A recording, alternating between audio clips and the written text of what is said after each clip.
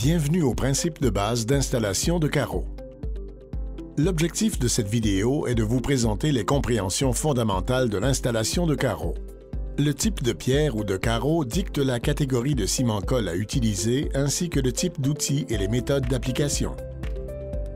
Pour assurer une installation de carreaux réussie, il est essentiel de choisir la truelle appropriée pour les carreaux à installer.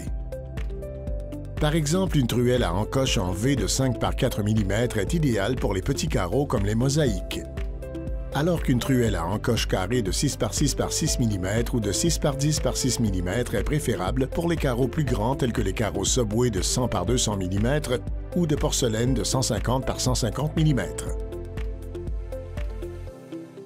Pour les carreaux de grand format, comme ceux en porcelaine de 305 par 610 mm ou ceux dont un côté est supérieur à 380 mm, une truelle à encoche de 12 par 12 mm serait nécessaire pour une couverture adéquate et une forte adhérence. Maintenant que nous avons une idée du format de la truelle à utiliser, mélangeons et appliquons le ciment-colle. Premièrement, nous commençons par faire pénétrer le ciment-colle dans le support. Nous utilisons le côté plat de la truelle pour étendre une couche mince et uniforme de ciment-colle qui aidera à remplir les pores du substrat. Après avoir fait pénétrer le ciment-colle dans le substrat, nous strions uniformément tout le ciment-colle dans une seule direction. Cette direction doit être parallèle au côté le plus court des carreaux. Si nous installons un carreau de grand format, il est fortement recommandé d'effectuer un double encollage avant de l'installer.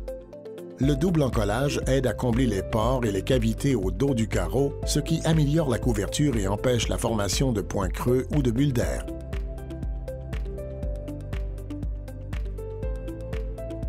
Maintenant que nous avons appliqué le ciment-colle, nous pouvons commencer l'installation du carrelage.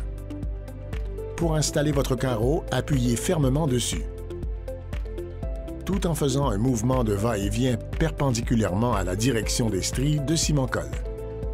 Ce mouvement du carreau vous aidera à atteindre la couverture nécessaire afin d'obtenir une adhérence optimale. Soulevez périodiquement les carreaux pour vous assurer d'obtenir un bon transfert de ciment-colle au dos de ceux-ci.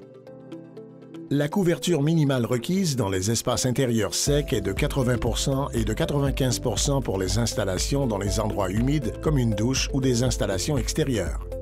Continuez ainsi pendant toute la durée de votre projet. N'oubliez pas de vérifier la couverture de temps à autre pour vous assurer d'avoir un bon transfert au dos des carreaux. Voici certaines choses à éviter pendant l'installation de carreaux. Lors de l'installation, il est important de ne pas appliquer le ciment-colle en effectuant des mouvements circulaires ou l'encollage par points.